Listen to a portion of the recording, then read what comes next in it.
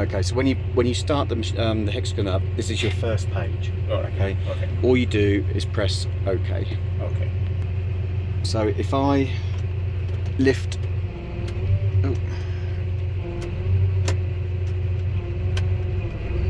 drop the row units down, Yeah. you see the cross is gone.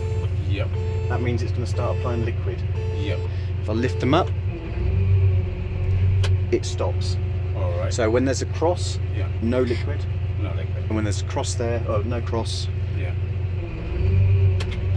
Liquid. okay, liquid. Okay. If for whatever reason Yeah. the pressure sensor fails, Yeah. this blue one here, Yeah. blue plug, if you disconnect it, okay, Okay. and now I manually turn it on and off. Okay. Okay. Okay, so you can still keep putting your liquid on and off. Okay. Okay. That's only if the pressure sensor on the block fails. Okay. And there's spare ones at Kisma store. Okay. Okay.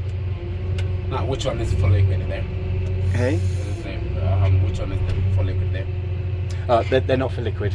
Okay. That's not liquid. Okay.